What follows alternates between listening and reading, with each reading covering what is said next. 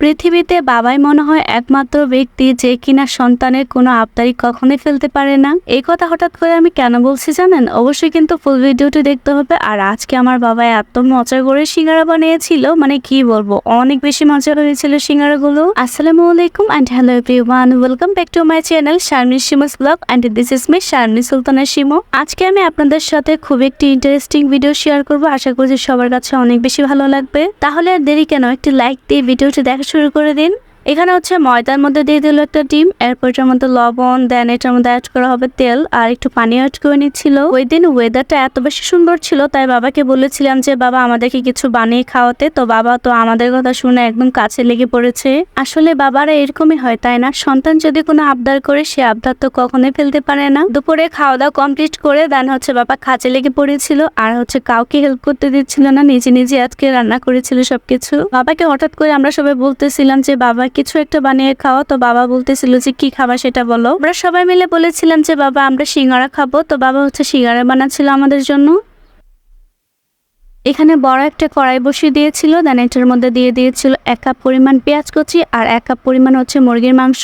সিঙ্গারার সাথে মুরগির মাংস অ্যাড করলে মনে হয় বেশি টেস্টি হয়, তাই না? বাবা একা একা কাজ করতেছিল, তাই আমরা সবাই এসে বললাম যে বাবা তোমাকে একটু হেল্প করি, তাই একটু নাড়াচাড়া করে একটু হেল্প করছিলাম। আর এরকম হেল্প করতে ভালোই লাগে, তাই না? মানে বাবাই সবকিছু দেখিয়ে দিচ্ছিল, আমি জাস্ট একটু নাড়াচাড়া করে দিয়েছিলাম। এরপর এটার মধ্যে অ্যাড করে দিল হচ্ছে একটা মাংসের মশলা, মানে রাঁধুনি রেডিমিক্সের একটা মশলা অ্যাড করে দিয়েছিল। মশলাটা দেওয়ার সাথে সাথে কালারটা অনেক বেশি সুন্দর হয়ে গিয়েছে, তাই না? আচ্ছা, কে কে আমার মতো এরকম মেঘলা ওয়েদার আপনারা সিঙ্গারা খেতে পছন্দ করেন? অবশ্যই কিন্তু একটু কমেন্ট বক্সে কমেন্ট করে যাবেন। এরপর এটার মধ্যে কিছু মশলা অ্যাড করা হবে। ফার্স্টে হচ্ছে রসুন বাটা, আদা বাটা, পেঁয়াজ বাটা, মানে তিনটে একসাথে বাটা হয়েছিল। আর দেন হচ্ছে এটার মধ্যে একটু গুঁড়া মশলা অ্যাড করছিল, যাতে দেওয়া হয়েছিল হলুদ গুঁড়া, জিরা গুঁড়া, এলাচ দারচিনির গুঁড়া, গরম মশলা, তারপর হচ্ছে ধনিয়া গুঁড়া। এরপর এটার মধ্যে অ্যাড করা হয়েছিল শুকনা মরিচের গুঁড়া। এখানে হচ্ছে 2 চা চামচের মতো শুকনা মরিচের গুঁড়া দিয়ে দেওয়া হয়েছিল। এরপর এই মশলাকে ভালো করে কষাতে হবে, তাহলে কিন্তু টেস্টটা আরো বেশি বেড়ে যাবে। তো এটার মধ্যে একটু পানি অ্যাড করা দিয়ে দেওয়া হয়েছিল। আর দেখেন কষানোটা দেখে মনে হচ্ছে না খেয়ে ফেলি, মানে এটা ভালো করে কষাতে হবে। এখন মশলার উপরে যখন এরকম তেল চলে আসবে তখনই বুঝতে হবে যে মশলাটা ভালো করে কষানো হয়ে গেছে। এরপর এটার মধ্যে আলুগুলো দিয়ে দেওয়া হলো। তো এটা হচ্ছে কিউব কিউব করে কেটে রেখেছিল, এটা বাবাই কেটে রেখেছিল,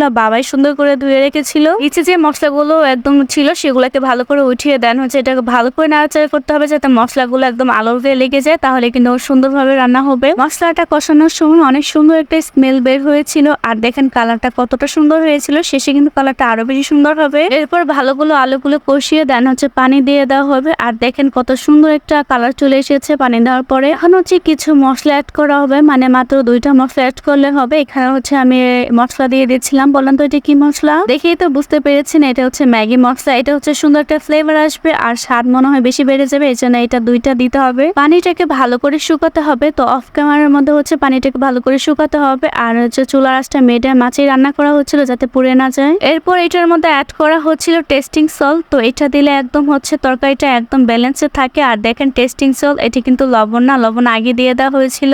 এখানে টেস্টিং সল্ট একটু বেশি দিয়ে দেওয়া হয়েছিল, কারণ হচ্ছে এখানে অনেকগুলো আলুর পুর রান্না করা হচ্ছিল।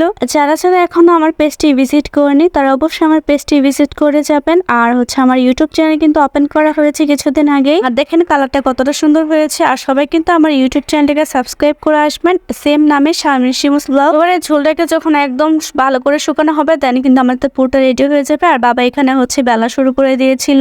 এখানে ফ্লোর দেখে কেউ আবার কিছু মনে করবে না, ফ্লোরটাকে ভালো করে ক্লিন করা হয়েছিল। দেন হচ্ছে এটার মধ্যে ডোটা দিয়ে ভালো করে বেলা হচ্ছিল। সিঙ্গারার মধ্যে অনেকে হচ্ছে কালো জিরা দেয়, তো আমরা কেউ কালো জিরা পছন্দ করি না, তো এখানে কালো জিরাটা অ্যাভয়েড করা হয়েছিল। সিঙ্গারার মধ্যে হচ্ছে পরিমাণ মতো পুর দিয়ে দেন হচ্ছে ভালো করে দেখেন কিভাবে করছে, এটা আমি একদমই পারি না, বাবা অনেক সুন্দর করে শেপটা করেছে। দোকানে যেভাবে সিঙ্গারা বানানো হয় একদম পারফেক্ট ভাবে হচ্ছে বাবা বানিয়েছিল, আর খুবই সুন্দর হয়েছে দেখতে। আপনাদের সবার সুবিধার্থে এই জন্য বাবাকে বললাম যে বাবা আরেকবার বানিয়ে দেখো, আমি সবাইকে দেখাবো। আর দেখেন কত সুন্দর করে সিঙ্গারাগুলো হয়ে যাচ্ছে। আমরা ওয়েট করছিলাম কখন ভাজা হবে আর কখন আমরা খাবো। তো বাবা একটু তাড়াতাড়ি করে বানাচ্ছিল আর আম্মু ওই দিক থেকে একটু ভেজে দিচ্ছিল তাড়াতাড়ি করে। আপনারা চাইলে কিন্তু আজকের রেসিপিটি ফলো করে অবশ্যই বাসায় ট্রাই করবেন সিঙ্গারা। আর কেমন হয়েছিল খেতে অবশ্যই কিন্তু আমাকে কমেন্টে জানিয়ে যাবেন। করবেন। আপনাদের সাথে কথা বলতে বলতে বাবা কিন্তু অনেকগুলো বানিয়ে ফেলেছিল আর আমি এদিকে একটু নিয়ে আসলাম। আর দেখেন ওয়েদারটা কতটা সুন্দর আর সিঙ্গারগুলো কতটা সুন্দর হয়েছে।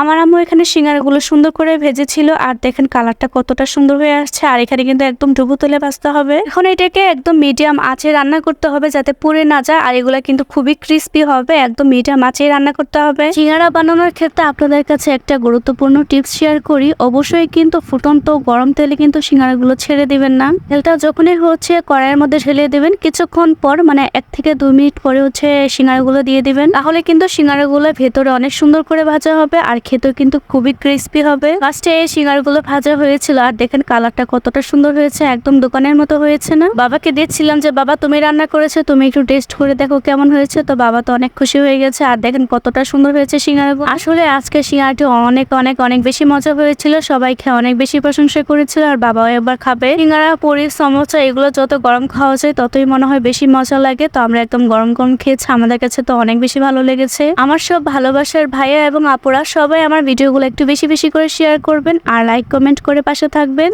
Thanks for watching, take care and আল্লাহ হাফেজ।